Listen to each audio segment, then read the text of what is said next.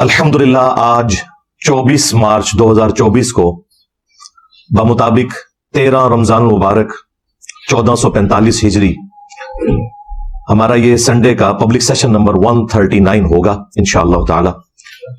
आपके ये real time जो क्वेश्चंस हैं ये पर्चियों की शक्ल में मेरे पास आ चुके हैं, इंशाअल्लाह हम इन्हें बाद में डिस्कस करेंगे।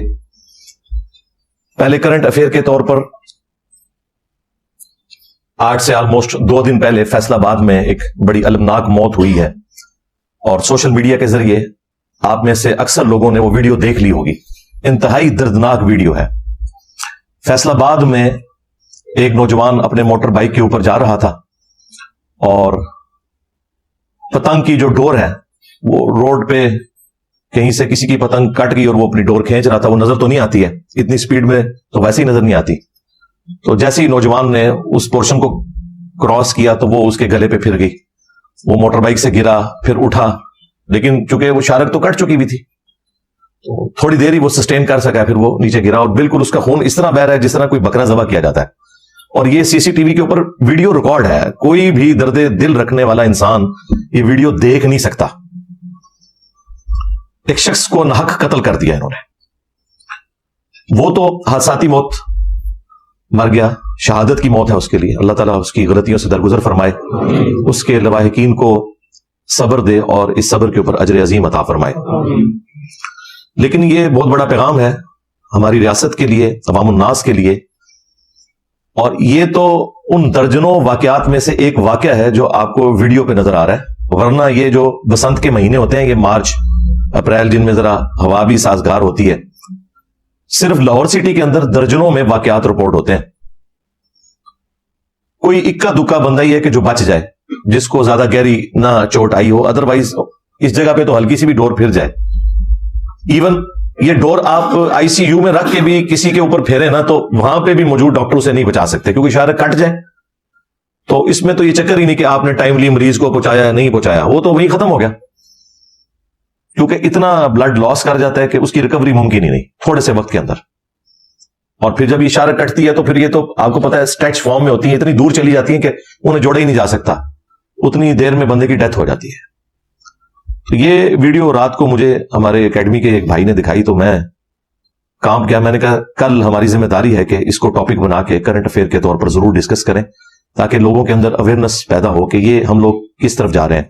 बसंत के नाम के ऊपर, पतंगबाजी के नाम के ऊपर, उसे कई एक हमारे मीडिया पे बैठे हुए एंकर्स हजरात भी इसे पाकिस्तान का कल्चर बना के पेश कर रहे हैं। जरूर करें, हमें कोई एतराज नहीं है। सिर्फ यह है कि हमारे बच्चों की जानें आप लोग ना लें। आपने जो कुछ करना है एक दूसरे की गर्दनों के ऊपर फेरें, लेकिन शहरी इलाकों के अंदर जहां ऑलमोस्ट 8 से 10 साल पहले का सुप्रीम कोर्ट का डिसीजन मौजूद है कि यह पतंगबाजी जो है ये बैन है, गवर्नमेंट की तरफ से भी बैन है, ये सब कुछ गैर कानूनी हो रहा होता है। अब जाहिर है कि इस तरह की जो एक्टिविटी सामने आ रही है, इनके बाद इसका कोई सोल्यूशन भी करना चाहिए। जाने वाला तो दुनिया से चला गया और ये नौजवान लड़का, इस बच्चे की तो ये रमजान के बाद शादी होने वाली थी और आप देखें कि उसकी मां के ऊपर क्या गुजर रही होगी, उसकी होने वाली बीवी के ऊपर क्या गुजर रही होगी। ये तकलीफ कोई, यानी हम तो सिर्फ वीडियो देख के परेशान हो गए हैं, जिनके ऊपर वाकईतन ये तकलीफ गुजरी है उसका कोई एहसास कर सकता है। और जाहिर है कि ये उस मां के बच्चे का जो कातिल है वो भी किसी दूसरी मां का बच्चा ही है जो इस किस्म की ऊट पटांग एक्टिविटीज के अंदर इन्वॉल्व है। तो मैंने बड़ी ब्रेनस्टॉर्मिंग करने के बाद 10 नकाती एक एजेंडा आप कह लें, उसे आप काउंटर नैरेटिव कह लें, 10 इल्मी पॉइंट्स की शक्ल में तैयार किया है। मैं एक एक करके डिस्कस करूंगा ताकि इस इशू को किसी तरीके से एड्रेस किया जा सके। ये अब समझ लें मौत की डोरियां हैं जो कि फिर रही हैं, जिनमें ना कातिल को पता है कि उसने किसे कत्ल किया और ना मकतूल को पता है कि उसका कातिल कौन है और उसके पीछे रीजन क्या है। बेगुनाह लोग जो है वो इसमें शहीद हो रहे हैं।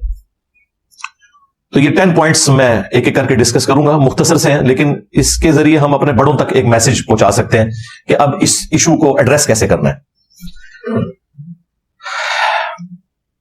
उन 10 पॉइंट्स को डिस्कस करने से पहले मैं थोड़ी सी गुफ्तगू इस हवाले से करूं कि लोग दूसरे लोगों की जान लेने को इतना आसान समझते हैं, हालांकि अल्लाह के हुजूर ये बहुत बड़ा जुर्म है।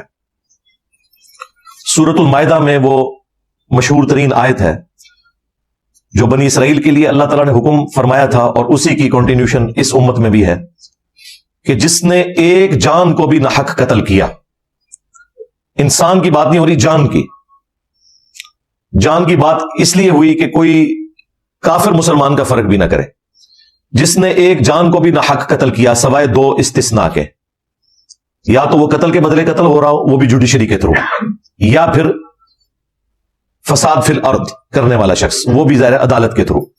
یہ دو ایکسیپشنز چھوڑ کے جس نے ایک جان کو بھی ناحق قتل کیا، گویا اس نے پوری انسانیت کا قتل کر دیا، اور جس نے ایک جان کو بچایا اس نے پوری انسانیت کو بچا لیا۔ یہ قرآن حکیم کی تعلیمات ہیں۔ اور پھر سورۃ النساء میں تو اللہ تعالیٰ نے یہاں تک فرمایا کہ جس نے ایک مسلمان کو ناحق قتل کیا اس کی سزا ہمیشہ کی جہنم ہے، ہمیشہ کی۔ سنن نبی داؤد میں اس کو سپورٹیو حدیث ہے کہ اللہ تعالیٰ دو گناہ ایسے ہیں جو کبھی بھی معاف نہیں کرے گا۔ ایک اللہ کا حق ہے، شرک والا معاملہ، وہ سورۃ النساء میں 2 دفعہ آیا ہے، ان اللہ لا یغفر ان یشرک بہ ویغفر ما دون ذلک لمن یشاء۔ اللہ شرک کو کبھی معاف نہیں کرے گا۔ قیامت کے دن اگر کوئی شرک کی حالت میں پہنچا، دنیا میں توبہ کر لی تو وہ تو معافی ہے، اس کے سوا جتنے گناہ ہیں وہ معاف کر دے گا۔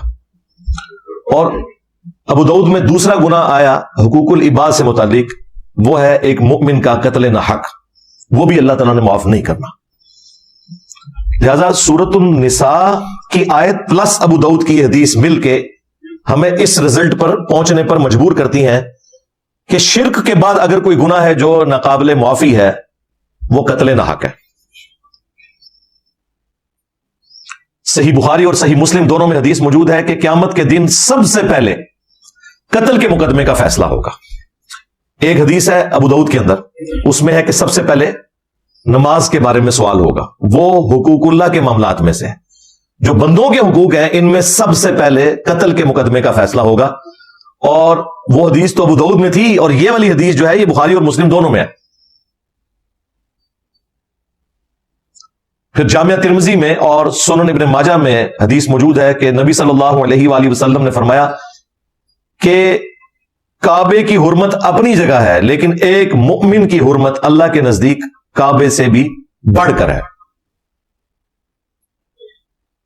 اس قدر بڑھ کر ہے کہ جامعہ ترمذی میں ایک روایت ہے، اس کی سند میں کلام ہے، لیکن اسے سپورٹیو حدیث بخاری کے اندر موجود ہے کہ نبی صلی اللہ علیہ وآلہ وسلم نے فرمایا اگر زمین و آسمان کی ساری مخلوقات مل کے ایک مؤمن کو ناحق قتل کر دیں تو اللہ تعالیٰ اس چیز کی پرواہ نہیں کرے گا کہ ساری مخلوقات ایک طرف ہیں، پوری کائنات کو اللہ تعالیٰ جہنم میں پھینک دے گا ایک مؤمن کے قتل ناحق کے بدلے میں۔ اور بخاری میں حضرت عمر کا وہ فتویٰ موجود ہے، جب انہیں پتا چلا کہ گاؤں کے کچھ لوگوں نے مل کے ایک مسلمان کو ناحق قتل کیا ہے تو سیدنا عمر نے فرمایا کہ اگر یہ پورا گاؤں بھی اس قتل میں ملوث ہوتا میں پورے گاؤں کو قتل کروا دیتا، قتل کے بدلے قتل میں۔ ظاہر ہے اس میں تو زندگی چھپی ہے، وَلَكُمْ فِي الْقِصَاصِ حَيَاةٌ يَا أُولِي الْأَلْبَابِ، قتل کے بدلے قتل کرنے میں انسانیت کی زندگی چھپی ہوئی ہے، اللہ تعالیٰ یہ فرما رہا ہے تاکہ تم بچ جاؤ۔ باقی گناہوں میں تو کہا گیا کہ ایک دوسرے کو معاف کر دو، لیکن قتل کے مقدمے کی پیروی کا حکم ہے کہ قتل کے بدلے قتل کروایا جائے عدالت کے تھرو۔ یہاں معافی کو ڈسکریج کیا گیا، اگرچہ ایک آپشن سورۃ النساء میں اللہ تعالیٰ نے چھوڑ دیا کہ اگر ورثاء معاف کرنا چاہیں، لیکن اللہ تعالیٰ اس کو پسند نہیں کرتا کہ قتل کے بدلے قاتل کو معاف کیا جائے، بلکہ اس کو سزا دی جائے، جس طرح آپ سعودیہ میں دیکھتے ہیں ہوتی ہے۔ اس لیے وہاں دیکھ لیں انسانی جان کی ایک عزت ہے، حرمت ہے، یہاں تو تماشا لگایا ہوا انہوں نے۔ یہ تو قیامت کے دن پتا چلے گا نا۔ جامعہ ترمذی میں سنن نبی داؤد میں حدیث ہے کہ قیامت والے دن مقتول اپنے قاتل کو پیشانی کے بالوں سے پکڑ کے گھسیٹے گا، اس حال میں کہ اس کی اپنی رگوں سے خون بہ رہا ہوگا، وہ خون تازہ ہو جائے گا، اور مقتول نے اپنے قاتل کو پکڑا ہوگا گھسیٹتا ہوا اللہ تعالیٰ کے عرش کے پائے کے پاس پہنچ جائے گا اور کہے گا یا اللہ آج مجھے انصاف چاہیے کہ اس نے مجھے کیوں ناحق قتل کیا دنیا کے اندر۔ یہ بڑا سینسٹیو معاملہ ہے، لوگوں نے اسے بڑا ہلکا سمجھ لیا۔ اس طرح کی کئی ایک احادیث ہیں جو اس طرح کے مواقع کے اوپر میں سناتا رہتا ہوں، لیکن اب آ جائیں اس 10 علمی پوائنٹس کی طرف، 10 نکاتی ایجنڈے کی طرف، یا کاؤنٹر نیریٹو کہہ لیں، ایک ایک کر کے میں اسے ڈسکس کرتا ہوں، لیکن پہلے ایک دفعہ درود شریف پڑھ لیں۔ اللہم صلی علی محمد وعلی آل محمد واصحاب محمد وازواج محمد وامت محمد اجمعین الی یوم الدین، آمین۔ علمی پوائنٹ نمبر 1، اگر ہمارے ملک میں یہ بسنت اور پتنگ بازی والا معاملہ اتنا ہی ناگزیر ہو چکا ہے کلچر کے نام کے اوپر، یا ایک لوگوں کے لیے انجوائمنٹ کے طور پر، ہم اس کے اوپر کوئی شریف فتویٰ نہیں لگاتے. میں ان مولویوں کی طرح نہیں ہوں کہ اسے وہ کسی ہندوانہ رسم سے جوڑ کے تو کوئی فتویٰ بازی کرنا شروع کرتے ہیں. وہ معاملات جو ہے نا وہ ان لوگوں کی جذباتی ڈاکٹرن ہے، ہر چیز کو کسی کے ساتھ جوڑتے ہیں. ظاہر ہے یہ باقی گیمز کی طرح ایک گیم ہے، تو اس کے آداب ہیں کھیلنے کے. جس طریقے سے آپ کرکٹ کھیلتے ہیں تو اس کے آداب ہیں. اب یہ تو بڑا ظلم ہے کہ آپ اگر محلے کے اندر ایسی جگہ کے اوپر کرکٹ کھیلنا شروع کر دیں ہارڈ بال کے ساتھ کہ جہاں پہ کسی کی ڈیتھ بھی ہو سکتی ہے، شاٹ لگانے کے بعد کوئی شیشہ ٹوٹ جاتا ہے، یا کوئی اور کسی بچے کے سر پہ وہ اتنا وزنی بال لگ جائے، وہ تو بڑے بندے کو بھی لگ جائے کن پٹی کے اوپر، تو ڈیتھ ہو سکتی ہے. تو یہ تو بڑی زیادتی ہے. اس کی وجہ سے کرکٹ تو غلط نہیں ہوگی، آپ نے اسے کنٹرول انوائرمنٹ میں کھیلنا ہوگا.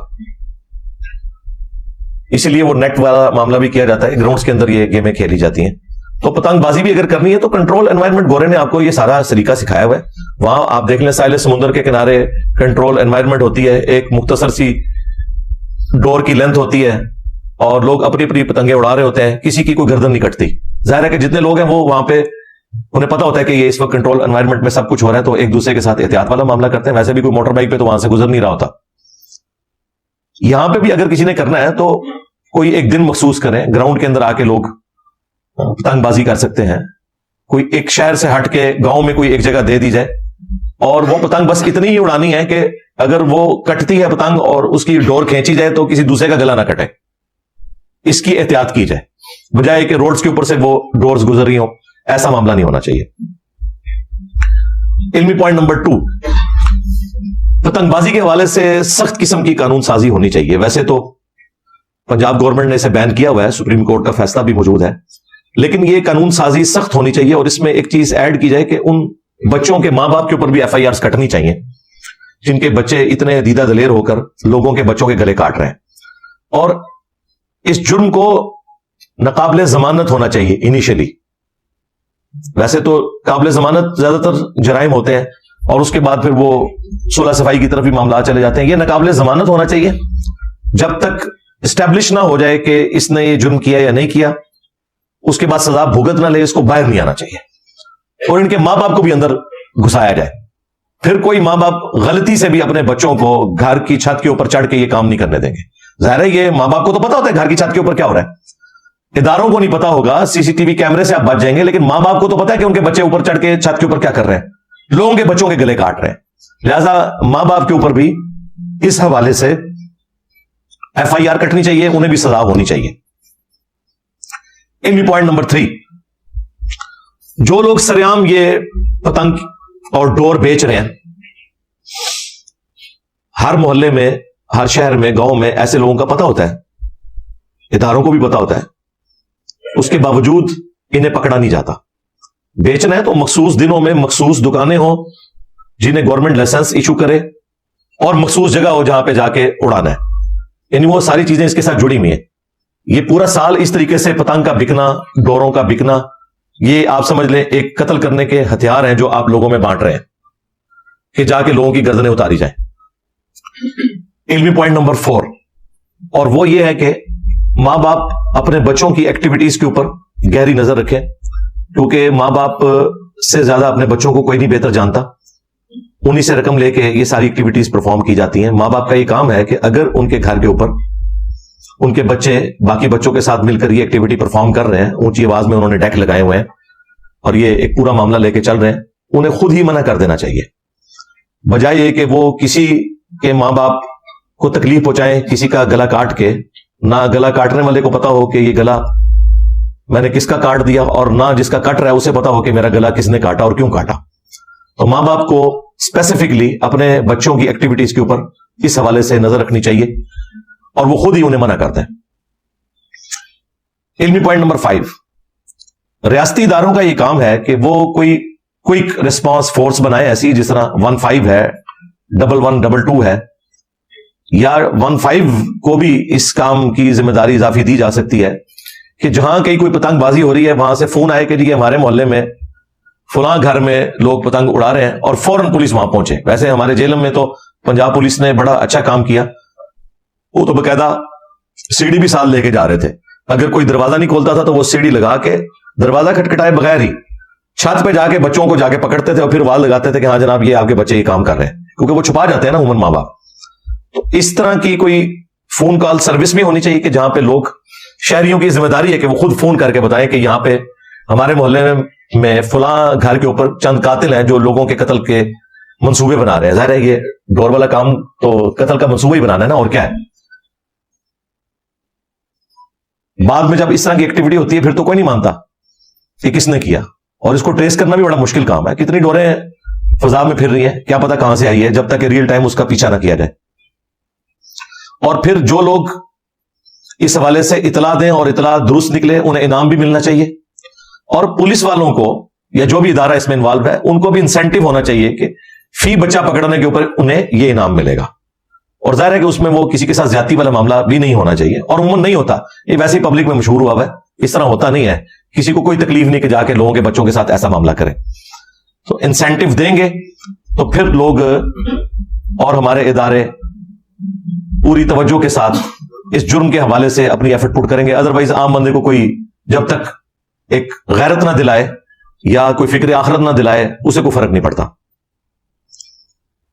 इल्मी पॉइंट नंबर 6, मीडिया के ऊपर भी इस हवाले से अवेयरनेस चलनी चाहिए. जिस तरह वो डैम फंड के नाम के ऊपर इतना अरसा एक ड्रामाबाजी चलती रही, ये तो ओरिजिनल काम है जिसके लिए सब कुछ होना चाहिए. मीडिया के ऊपर बार बार इस तरह की खबरें चलें. जिस तरह डेंगू के दिनों में आप देखते हैं कि वो पब्लिक अवेयरनेस के इश्तिहारात चलते हैं, इसके भी इश्तिहारात चलने चाहिए और इसमें इनकी सजाएं बताई जाएं, इस जुर्म की इंटेंसिटी बताई जाए, प्लस वो अदालती फैसले भी ब्रेकिंग न्यूज में शामिल किए जाएं कि फलां शख्स को इतने साल की सजा हुई इस जुर्म के बदले में. ये चीजें भी बार बार दिखाई जाए ताकि लोगों के ऊपर रोक पड़े, डेटरेंस एक कायम हो और लोग इस किस्म के गुनाह से बाज आए. इल्मी पॉइंट नंबर 7 वो है कि जुमे के खुतबात के अंदर उलमाए किराम का ये काम है कि पब्लिक में अवेयरनेस पैदा करें. ज़ाहिर दीन के कस्टोडियन तो यही लोग हैं, इनके पास एक प्लेटफॉर्म मौजूद है. इनका ये काम है कि लोगों को हुर्मत जान का बताएं और उसमें ये जो इतनी बड़ी एक्टिविटी जिसमें लोगों की जानें नाहक ली जाती हैं, अवेयरनेस पैदा करें. बल्कि बसंत के दिनों में तो बाकायदा अनाउंसमेंट मसाजिद में जुम्मे के खुतबात के अलावा भी होनी चाहिए कि अपने अपने बच्चों को बाज रखें इस तरह की एक्टिविटी से, जिस तरह बाकी अनाउंसमेंट ये करते हैं. हालांकि उन अनाउंसमेंट्स का कोई दीन से लेना देना नहीं है कि अफ्तारी का वक्त होने में इतना टाइम बाकी है और सहरी का वक्त खत्म होने में इतना टाइम बाकी है. वो लोग अपनी क्लॉक्स देख रहे हैं, कोई इन ऐलानात के ऊपर तवज्जो नहीं देता. लेकिन ये वाले जो ऐलानात हैं ये इस हवाले से होने चाहिए लोगों की अवेयरनेस के लिए कि अपने बच्चों के ऊपर नजर रखें और इस किस्म की एक्टिविटीज जो है वो लोगों के लिए जानलेवा साबित हो सकती हैं. अल्लाह के हुजूर भी पकड़े जाएंगे और दुनिया में भी कानून की गिरफ्त में आएंगे. ये अवेयरनेस हमारे मेंबरों से, महराब से ये आवाज बुलंद होनी चाहिए. मसाजिद के अंदर भी नमाज के बाद उलमा हजरात का ये काम है 5-7 मिनट लगा के लोगों में अवेयरनेस पैदा करें जिस नमाज के अंदर ज्यादा रश मौजूद होता है.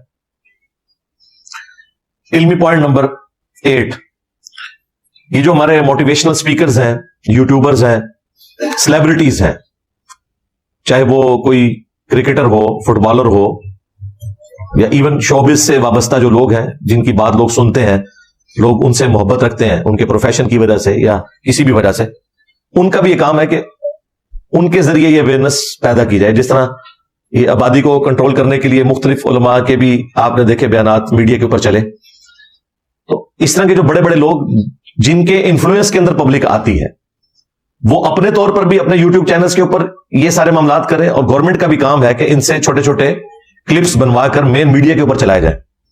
क्योंकि आज हमारे इदारों से, पॉलिटिशियन से पब्लिक का इत्मीनान उठ चुका है, लेकिन ये इस किस्म के जो इन्फ्लुएंसर लोग होते हैं इनकी बात को लोग तवज्जो के साथ सुनते हैं और उस बात पे अमल करने में फख्र महसूस करते हैं. लिहाजा ऐसे लोगों को चाहिए कि अपनी उस पोस्ट का पॉजिटिव इस्तेमाल करें. इल्मी पॉइंट नंबर 9 वो मोटर बाइक्स से मुतालिक है. जिनके पास मोटरसाइकिल्स मौजूद हैं तो जाहिर है कि सबसे सस्ती सवारी हमारे मुल्क में यही है. इससे सस्ती तो साइकिल है, लेकिन वो तो अब कोई नहीं चलाता, बहुत कम लोग ही चलाते हैं, वरना सेहत के एतबार से भी वो ज्यादा बेहतर है. लेकिन मोटर बाइक चले. मोटर बाइक इस वक्त खुद एक समझ लें तख्तादार बनी हुई है. इवन आपने हेलमेट भी पहना हुआ हो तब भी ये डोर तो फिर जानी है. ज़ाहिर है यहां पे तो कोई चीज नहीं मौजूद, آپ گردن پہ کیا چیز ایسی موٹی لپیٹیں, ذرا سا بھی گیپ ہوا تو وہ تو اتنی باریک ڈور ہے کہ اگر یہاں پہ کوئی چیز پہن بھی لے تو وہ ہیلمٹ اور اس چیز کے درمیان سے بھی وہاں پہ پہنچے گی.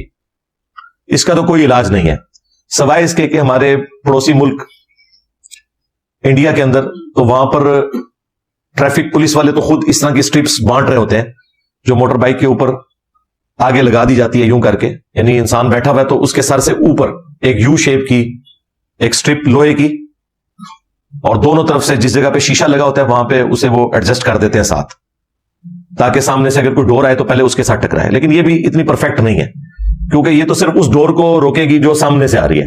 اگر بائی چانس ایگزیکٹ اسی وقت میں آپ اور اس کے درمیان اوپر سے ڈور آ گئی تو پھر بھی آپ کی گردن کٹ گئی. اگر سامنے سے آ رہی ہے پھر تو آپ بچ سکتے ہیں اس سے. تو اس کا حل وہ ہے جو ایک اسٹرپ کراچی میں بھی کچھ لوگوں نے اپنی مدد آپ کے تحت موٹر بائکس کے اوپر لگائی تھی. وہ اسٹرپ سٹارٹ ہوتی ہے سپیڈو میٹر سے, آگے جو یعنی یہ موٹر بائک پہ بیٹھے ہیں سپیڈو میٹر کے پاس سے وہ اسٹرپ یوں سٹارٹ ہو کے یوں ایسے اوپر سے ڈی شیپ کی پیچھے جا کے جو کیریئر ہوتا ہے موٹر بائک کا وہاں تک جاتی ہے. اس میں یہ ہے کہ چاہے اوپر سے ڈور آئے یا سامنے سے آئے, ہر صورت میں اس سے ٹکرا کے وہ یوں پیچھے چلی جائے گی, اور وہ انہوں نے اتنی بنائی ہوتی ہے کہ پیچھے بھی جو سواری بیٹھی ہوئی ہے اس کے بھی وہ سر کے اوپر سے گزر رہی ہوتی ہے. اور یہ کوئی مشکل کام نہیں ہے, گورنمنٹ کا کام ہے کہ موٹر بائکس کے اندر دو آپ نے سمجھ لیں سکریو لگانے کی جگہ ہی دینی ہے نا, وہ پورشن اس کے اندر بلٹ ان موجود ہو, اور یہ اسٹرپس بھی اسٹینڈرڈ سائز کی بنی ہوئی ہو جن کے آگے باقاعدہ چوڑی بنی ہوئی ہو, تھریڈنگ ہوئی ہوئی ہو, اور وہ لگا دی جائے.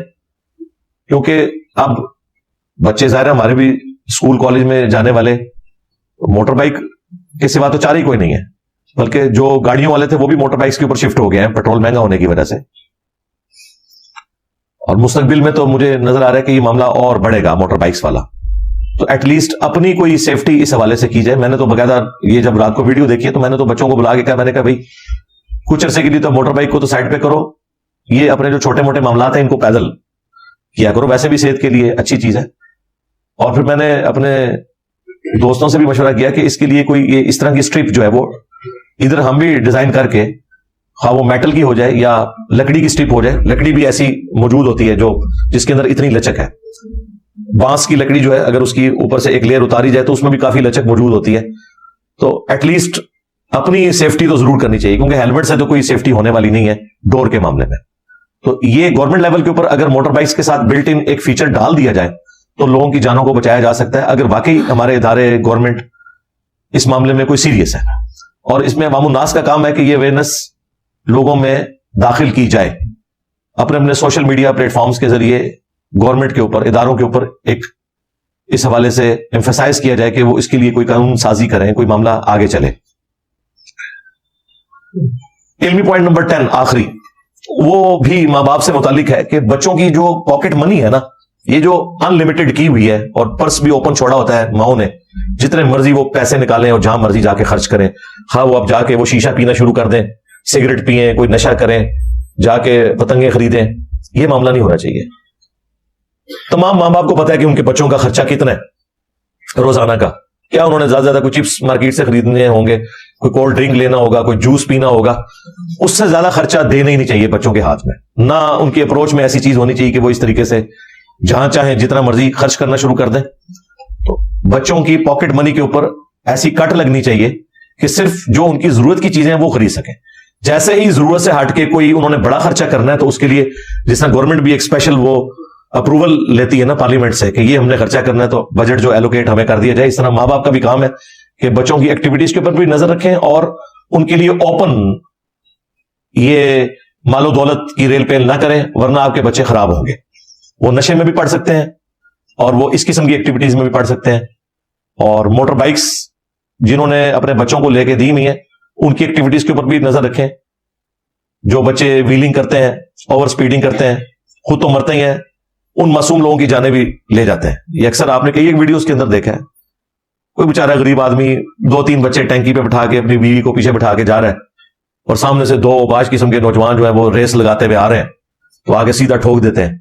خود تو تم نے حرام موت مرنا ہے, لوگوں کی جانیں کیوں چھینتے ہو. اس میں بھی بڑے مجرم ماں باپ بھی ہوتے ہیں جنہوں نے بچوں کو اتنی کھلی چھٹی دی بھی ہوتی ہے کہ وہ اس طرح کی موٹر بائکس لے کے اڑتے پھر رہے ہیں یوم آزادی کے موقع کے اوپر یا عید کے موقع کے اوپر. مختلف مواقع کے اوپر آپ کو یہ چیزیں نظر آتی ہیں. اداروں کا تو اپنی جگہ کام ہے, ماں باپ کا بھی کام ہے کہ ان کے بچے کیا کر رہے ہیں. یہ تو ان ماں باپ سے پوچھیں کہ جن کی اولاد چھن جاتی ہے اس طرح کے حادثات کے انجام کے طور پر, قبر تک ان کا یہ غم کبھی بھی ہلکا نہیں ہو سکتا. اللہ نہ کرے کہ کوئی اس تکلیف سے گزرے. تو یہ چند ایک گزارشات تھی جو میں نے اس حوالے سے رکھنی تھی.